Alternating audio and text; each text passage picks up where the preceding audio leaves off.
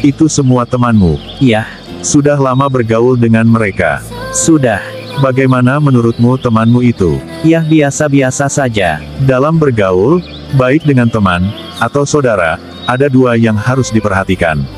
Apa itu? Terlebih dahulu, kamu harus melihat kriteria orang, yang bisa dijadikan sahabat atau teman. Jangan kamu bersahabat kecuali, dengan orang yang benar-benar layak, dijadikan saudara atau sahabat. Iya, itu pasti. Oleh karena itu, hendaknya kamu, memperhatikan siapa yang harus dijadikan teman karib.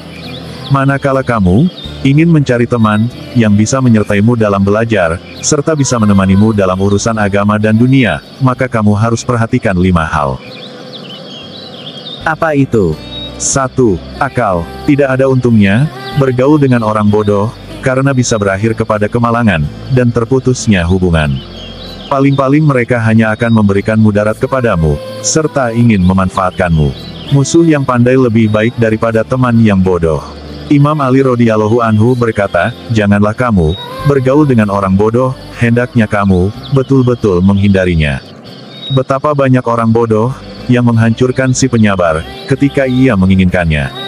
Seseorang itu diukur dengan orang lain, di mana orang itu mengikutinya, seperti sepasang sendal yang sama, di mana sendal itu menyerupainya sesuatu dan yang lain.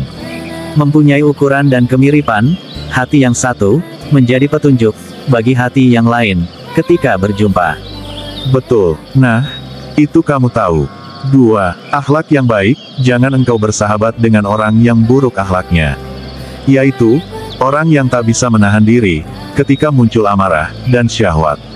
Al-Qarnah Al-Ataridi rahimahullah, dalam wasiatnya kepada putranya, telah mengungkapkan, wahai anakku, jika engkau ingin bergaul dengan manusia, bergaullah dengan orang yang jika kau layani, dia menjagamu, jika kau temani, dia membaguskanmu.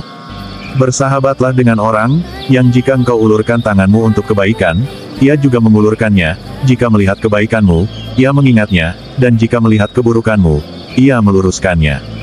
Bersahabatlah dengan orang yang jika kamu mengungkapkan sesuatu, ia membenarkan ucapanmu itu, jika kamu mengusahakan sesuatu, ia membantu dan menolongmu. Serta jika kalian berselisih dalam sebuah persoalan, ia mengalah padamu. Imam Ali radhiyallahu anhu mengungkapkan dalam syair rajaznya, sesungguhnya saudaramu adalah yang ada bersamamu, yang membiarkan dirinya menderita demi kepentinganmu. Dan ketika bingung, dia menjelaskannya padamu, dia rusak integritas dirinya untuk mengumpulkan dirimu. 3. Baik dan saleh. Jangan engkau bersahabat dengan orang fasik, yang selalu berbuat maksiat besar. Karena, orang yang takut kepada Allah, tak akan terus berbuat maksiat besar. Kamu, tak akan aman dari bencana yang ditimbulkan oleh orang yang berbuat maksiat besar itu. Ia akan selalu berubah-ubah sikap, sesuai dengan kondisi dan kepentingannya. Hindarilah bergaul dengan orang fasik.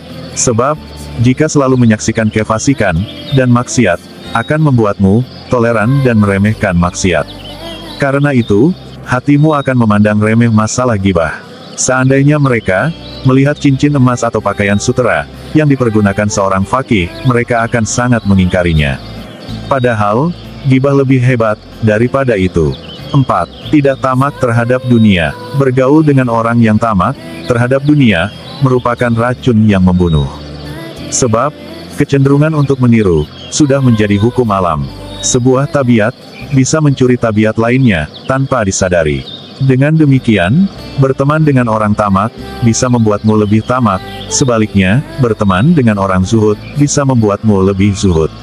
5. Jujur. Janganlah kamu bersahabat dengan pembohong, karena bisa jadi engkau tertipu olehnya. Ia seperti fata morgana. Ia membuat dekat yang jauh darimu, dan membuat jauh yang dekat darimu. Bisa jadi kelima hal ini, tidak kamu dapati pada orang-orang yang berada di sekitarmu. Dengan demikian, kamu harus memilih salah satu, apakah mengasingkan diri karena hal itu, yang akan membuatmu selamat, atau kamu bergaul dengan mereka, sesuai dengan karakternya. Hendaknya kamu mengetahui bahwa saudara itu ada 3 macam. 1. Saudara untuk akhiratmu. Dalam hal ini engkau harus melihat pada agamanya. 2. Saudara untuk duniamu. Dalam hal ini, engkau harus memperhatikan akhlaknya. 3. Saudara untuk bersenang-senang, dalam hal ini engkau harus selamat dari kejahatan, fitnah, dan keburukannya. Manusia itu ada 3 macam, 1 ada yang seperti makanan, di mana memang, selalu diperlukan, 2, seperti obat, di mana hanya, sewaktu-waktu saja diperlukannya. 3. Ada pula yang seperti penyakit, di mana sama sekali tak diperlukan, tapi, seorang hamba kadangkala diuji dengannya. Jenis yang ketiga inilah, yang tidak menyenangkan, dan tidak pula memberikan manfaat. Maka, kamu harus berpaling darinya agar selamat.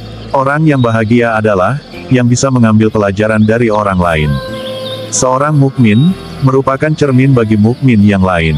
Nabi Isa alaihi salam pernah ditanya, siapa yang telah mengajarkan adab padamu?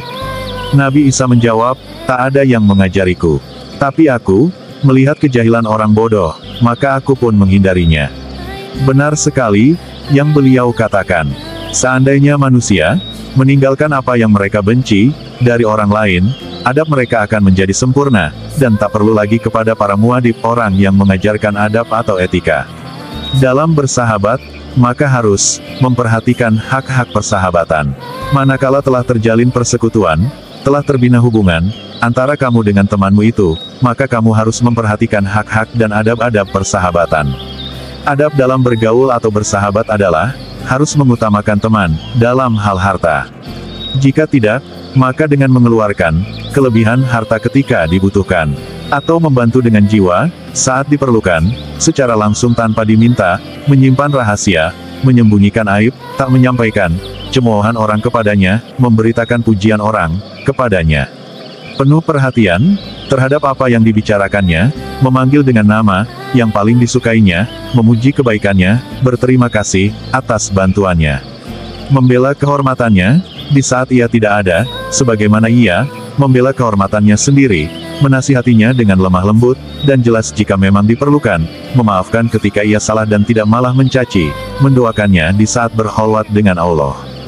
Baik ketika masih hidup maupun ketika sudah meninggal, tetap setia kepada keluarga dan kerabatnya, manakala ia sudah meninggal dunia, ikut meringankannya dan bukan justru memberatkan hajatnya, menghibur hatinya dari segala kerisauan.